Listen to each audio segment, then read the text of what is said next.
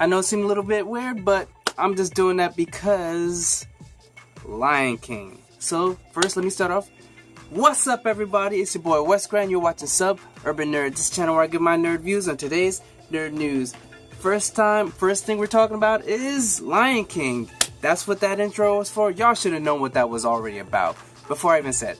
But the reason I did that is because today is the 25th anniversary of it. If you're watching the video a little bit later, it is November 10th, 2017. Yes, that's the day. It's the 25th anniversary of Lion King.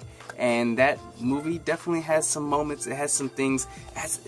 That movie alone had so many great songs. Circle of Life, that song in the beginning, like just Hakuna Matata, like just so many things, like so many songs that came away from this movie.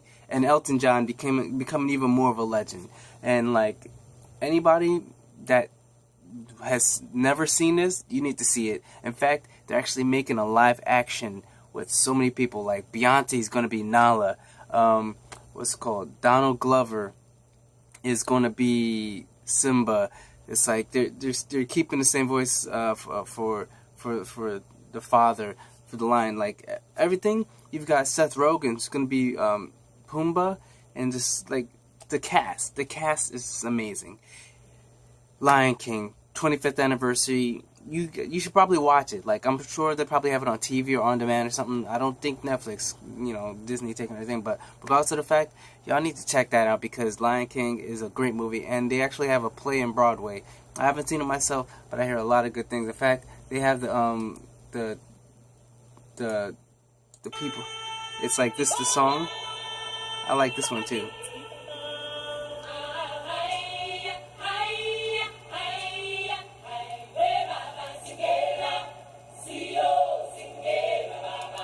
But I hope this video doesn't get taken down because of copyright infringement. But regardless of the fact, yes, Lion King, y'all need to check that out. So that's pretty much my first topic. Just getting it out of the way so everybody knows. Happy birthday, Lion King. Happy birthday. Next, we're going to be talking on a Nerd Rundown. Yesterday, Lucasfilm announced that Rian Johnson is going to be the director of The Last Jedi. If you guys didn't know, has been handed the keys to the Benz. And if you don't know what I mean by that, basically they handed this guy this open slate to do whatever the hell he wants to do with his own trilogy. For him to basically write and create a brand new trilogy outside of the Star Wars trilogy that we're used to, like something off on their own. And he's gonna be directing the first one, but then the rest we don't know. But regardless of the fact, he's basically getting the keys to do whatever he wants, create a new group of people that we're going to be interested in. And he says it's going to be taking place in a corner far, far away in the galaxy, like the whole slogan with Star Wars. But he's going to be doing this, and maybe that's why. Like, people are wondering how come he didn't want to come back for the last movie, because J.J. Abrams taking over the last one. And I believe it's because of this. Sure, he needed his break, but he's one of those directors that likes to do crazy, creative things and do his own things, like Looper, like ideas that aren't so tired or you don't got your hands tied. Granted, he does work well with whatever you give him because Disney loves this guy because he just, out of all the movies that they've got, there was no problem whatsoever when he was doing The Last Jedi. So they want to work with him definitely. So that's why they handed him these things. And I'm looking forward to seeing whatever he does because it's this guy's, he has a track record of great stuff. The Star Wars, he's getting to do whatever he wants, and I'm happy. There's very few times a director can just get handed something so epic too. Star Wars, of all franchises, he gets not just one movie. He's getting to create a franchise and write it, and then direct the first one. And if he chooses, I'm sure if he does a great job with the first one, best believe they'll have him for the second and third. But whatever. Next on a Nerd Rundown, Denis Villeneuve. If you don't know who that is, that's the director of the Blade Runner 2049 and Sicario. And he talks in an interview that he's interested in directing Bond. But he says that he has to finish Dune first, so I don't know. He was speaking to the playlist, and he went on record as saying he's interested in Bond 25, but his priorities and is to finish Dune first. So Dune is a movie that he's got plans. He's gonna do it, but except he definitely interested in Bond, which a lot of people, I think, he already. Let me just break it down for you, right? He's gonna do this, but Blade Runner 2049 is said to have lost the Alcon Entertainment $80 million, right? It was supposed to, it should have, in order for it to win, it needs to make $400 million.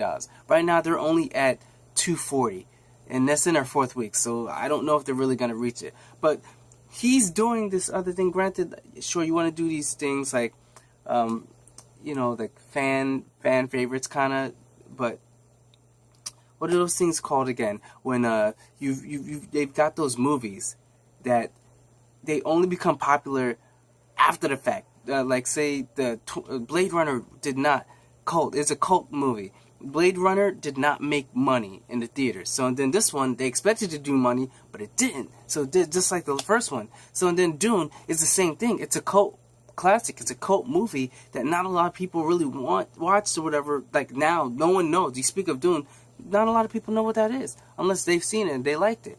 But like he should really, if I was him, I'd put that on hold and go for that James Bond, because like he could do so much in the way he directs and styles.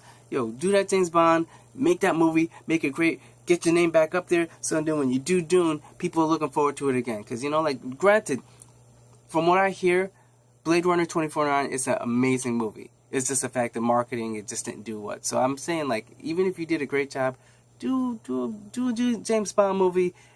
Get that money, get your name with a movie that's made a lot of money. Then go back to that Dune. That's all I'm saying. You know what I'm saying? That's all I'm saying. So just on to that.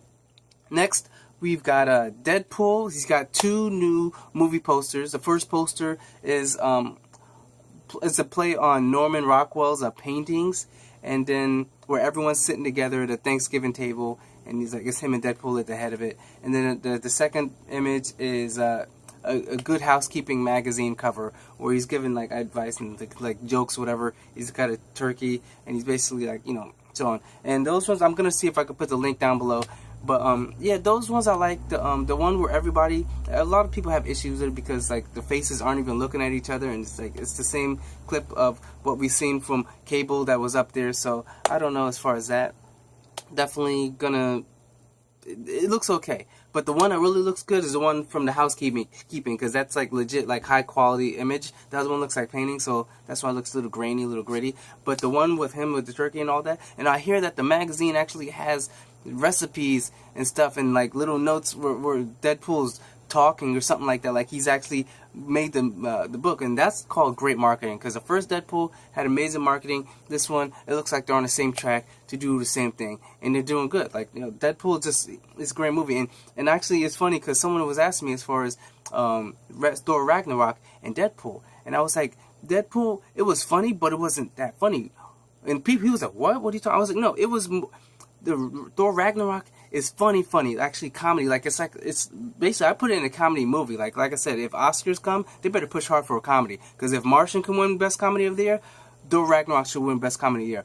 But as far as Deadpool is more the shock value funny. Like, I can't believe they did that funny. It's not so much like as a comedy like Mark said that Thor Ragnarok has. But Deadpool, it's funny, but it's more shock value funny.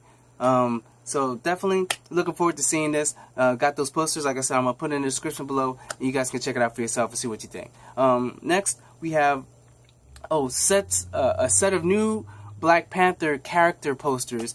And I'm definitely going to put that in the description down below for everybody to go check that out. And that one looks great. Like, everybody just looks so awesome. I can't wait till this movie comes out. Looking forward to seeing this movie. And it's just like, like a black superhero. But it's just like so great. Like, big screen. We haven't really gotten a major one like this. We've gotten them before. We got, Still the Shock or whatever. No one want to talk about that. Blank Man, whatever. Anyways, but I'm talking about some legit, real black superheroes, and Black Panther is that man. Especially the way he showed up in Civil War. dude, yo, everybody's waiting to see that. And the movie's going to take place right after, where he's coming back home, you know, open arms, and then you're going to see a new suit, you're going to see all these things, Killmonger, this whole story-wise, and you're gonna find more about T'Challa and Wakanda, and like, how that civilization is so advanced and so above everybody, and why? Because of the vibranium. So we're gonna see how that works, but I'm definitely looking forward to that movie, and all you should be looking forward to that movie too. And remember, I'm gonna keep you guys in tune with all the information that comes out with that. Next, we've got two last things. We got K Simmons says he wouldn't mind playing Jonah Jameson again if they wanted him to do that in this new Spider-Man series, because he was so great in the Amazing Spider-Man. Only problem is, was it Amazing? No, he wasn't even in Amazing Spider-Man. It was the one with Tobey Maguire. Like, he was doing it. He did such a great job with it that, you know, people wouldn't mind seeing him again. That's one of the people, like, they don't want to see people go from one kind of thing to the next one. But if it was like with him, he did such a great job. Yeah, and I wouldn't mind seeing him either. Like, it wouldn't throw me out of it. I'd still be like, okay, J. Jonah Jameson, it's a different Spider-Man. Like, but some people might be like, is this the same universe? Like, you shouldn't be that confused. But if he wants to do it, I say let him do it. But if they're not, but most chances they're not gonna let him do it. So we'll go with that. But last thing we have, Kevin Feige says both the Leader and Abomination are in the MCU. Yes, they're in the MCU, but they're in prison, so they're locked down. So technically, like, because the Hulk from the Incredible Hulk with what's his name? I can't remember his name right now, but that Hulk is actually this Hulk that we see. It's just that they kind of modeled him differently, but it's supposed to be the same story, same world, the same universe. It's just like basically like they changed actors, and so the Hulk looks different. So we'll see. Like, maybe in Infinity Wars they bring him out. I don't know. Fingers crossed, because those are great villains. And with the Infinity Wars, yo, just bring out everything. Like, you know how they say throw the kitchen sink in there? Yo, throw everything you can in Civil War. I want to see, like, everybody that I've ever seen in all these movies. I don't care if it was a bus boy, mailman, a bus driver. Yo, everybody that was in the movie, put them in Infinity Wars. I want to see it. I want to see everybody. I want to see so many people on screen. It's like, yo, I can't distinguish them, but I want to see a massive amount of people in this movie. And I don't know, maybe I'm just asking for too much, but hey, they've already got like a slate of like 32 superheroes. Think about it. Like, if you add all these characters up, yeah, even like second characters, whatever, like War Machine and all that, yeah, all these people, add them up, it's about like 30 or something. I believe so. So regardless of the fact, looking forward to it. So that's pretty much it. Remember to like, subscribe, or like and tell people, share, whatever. Subscribe. Check out yesterday's nerd news. Check out the playlist. And also, if you want, check out my movie review of Thor Ragnarok. So if anything, like I said, I'm Wes Grant. You've been watching Sub Urban Nerd, and you've just been nerdified. Catch you guys later.